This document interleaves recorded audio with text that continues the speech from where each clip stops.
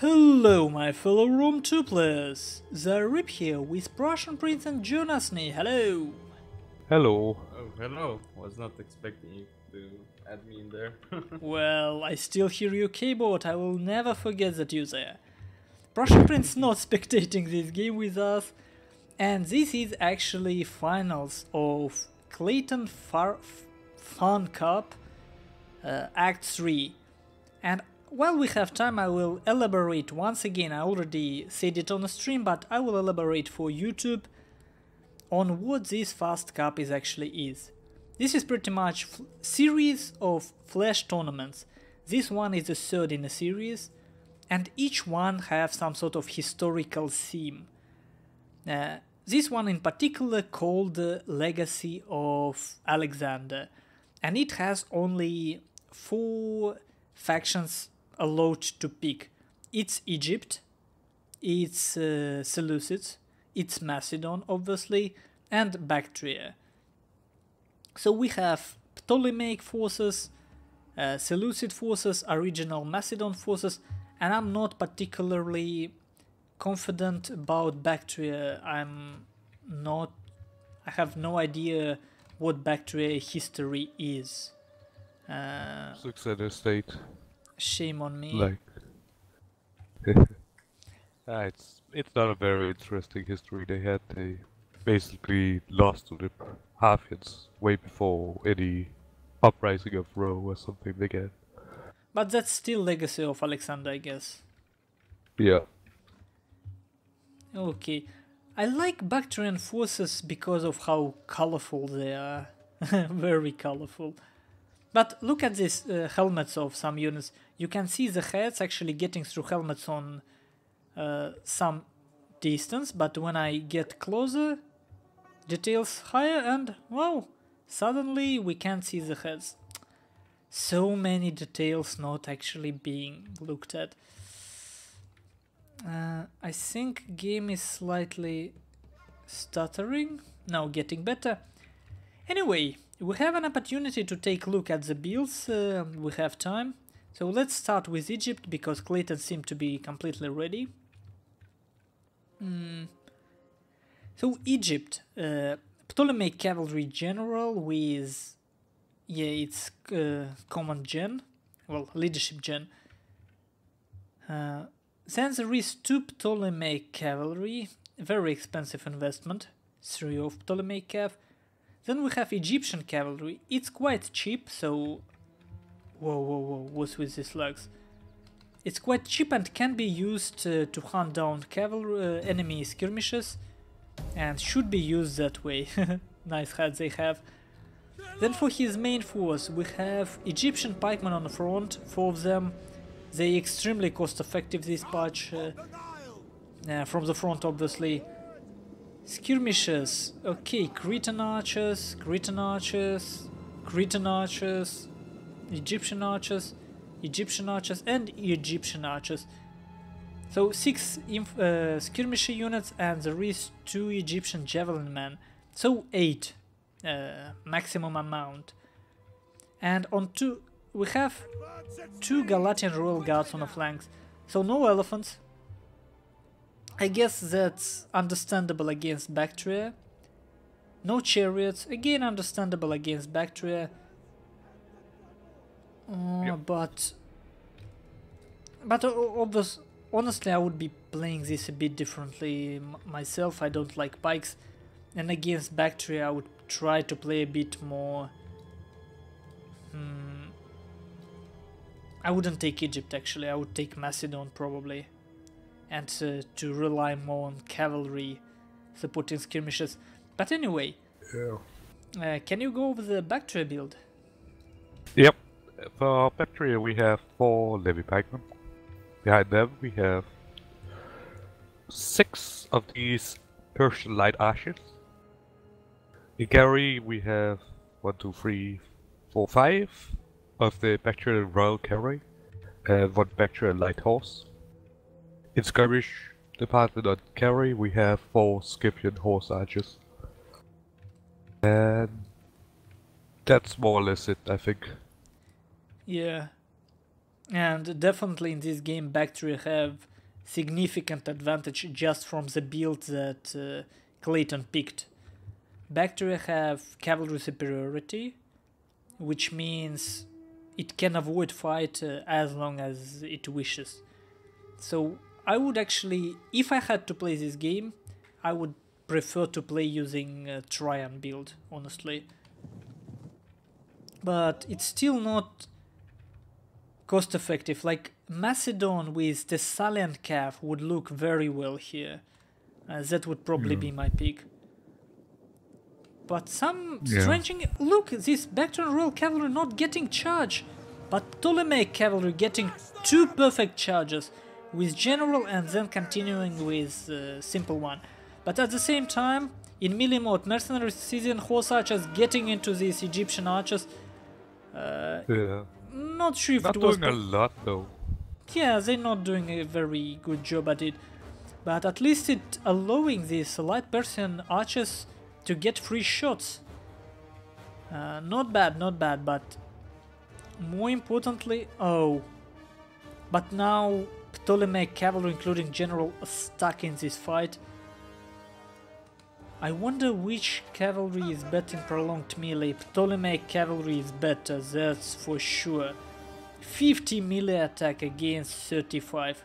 In prolonged melee, Ptolemaic Cav should be dominating. Yeah. So there is... They also have a little more health, so... Yep. I don't know. Trajan definitely made a mistake on this flank. He have Levy Pikeman getting closer, but what is the point? And now, here's a gap. General of Klayton will go and destroy all these light Persian archers. Trajan tries to react, he sends Bactrian Royal Cavalry from another flank, but that might be too late. Oh, but look, his own 2 cavalry will have a free reign over all skirmishes of Klayton. That's for sure. Well, a lot will depend now. Who manages to keep his skirmishes alive? That will be deciding factor. Or no, actually the right way to put it will be, can Trajan keep his skirmishes alive, because Klayton going to lose his ones. Like, I mean, there is no way. If Trajan plays it right, Klayton will lose everything now. Yeah. But there is still room for mistake, and it is actually charging pikes. Well, the pikes were really information. But now they are. Oh man, this is serious mistake. Well, it's looking very clear that people don't really play tournaments anymore. Yes. Like, it's crucial part right now. All this pikeman micro isn't necessary. At this point, what you want to do is to actually want to get into tactical view. One by one, send your all your archers far away. You don't even need to make them to be shooting at all. You don't need them. Just make sure they will be alive late game. And then, on a Trajan part, you just go and kill enemy archers. And when they are dead, then you will pick him apart. Like, people make this mistake when kiting. They think that they need to actively kite these Galatian Royal Guards, for example. But this is waste of your micro. You don't need it, you can do it later, because you have this crucial advantage. You can't kill enemy skirmishes. Yep, and Klayton says GG, so... But I think it's a bit too late. His general's still alive. He have Ptolemaic cavalry alive. He could still go and kill these Persian light archers. And if he would, the main problem would be these Syrian horse archers. Obviously, they're still a problem, but it would be at least small chance for him, for Klayton. But, well, I guess now it's over. And that's exactly what we were discussing on a stream before game started, discussing the rules. This tournament has the rule maximum 8 skirmishing infantry, missile infantry, but really This is what happens when you have too many missile infantry in a game. 8 is way too much already. And this rule is redundant, you don't need more. But at least Baktria showed that 6 maximum melee cavalry might be a decent rule for this tournament, yes. But personally I believe these 5 Bactrian cavalry... let's just imagine Klayton picked... Well, we can't imagine Macedon because it would be different faction and different pick. But still, if Klayton played a bit more balanced, for example, against Baktria you can, instead of pikes, it would be actually smarter to invest in cheap hoplites. And Bactrian Royal Cavalry not very good at killing hoplites, surprisingly. So some hoplites, some skirmishes, and the problem for Egypt is the fact that Egypt have to invest in Ptolemaic cav if it wants cavalry. And that's why I love Macedon more. You have Thessalian cav, which is way more cost effective. Yeah, but you don't really have any hoplites as Egypt. Again, yeah. Yeah. So I would say... You have levy favors, but... I would actually say Bactria have this advantage over Egypt. Yeah, quite a lot. Especially because they have armored elephants. Yeah. So I would say just macro-wise, if you can call it that, build-wise, Trajan had an advantage. Clear advantage. And I think it was... I never say I would say it, but lately I don't see Egypt as very strong faction, surprisingly. I just see Egypt... It is still versatile. Yeah, but... very, very versatile, but they lack the cavalry, they lack the cheap, good missiles. Yeah, yeah. Increase pretty much the patch 9, which increased price of all elite units, did hit Egypt a lot, because now suddenly Egypt doesn't have these medium price range units. Well, there is some infantry like Galatian swords, but... Yeah, Nubian spearmen.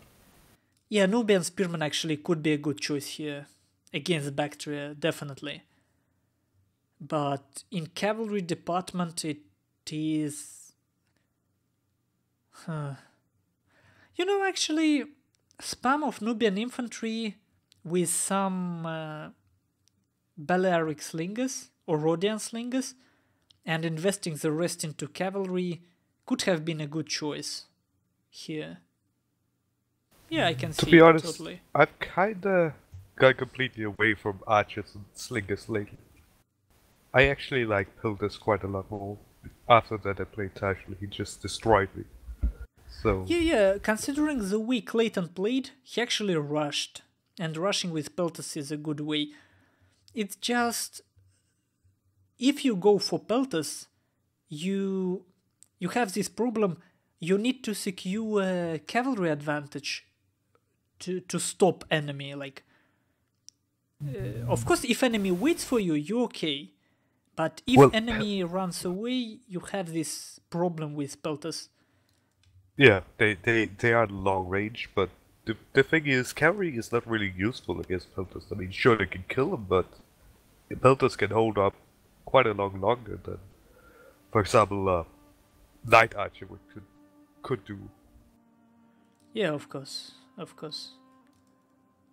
So we will see Baktria and Seleucids, and see you guys later. 2 seconds.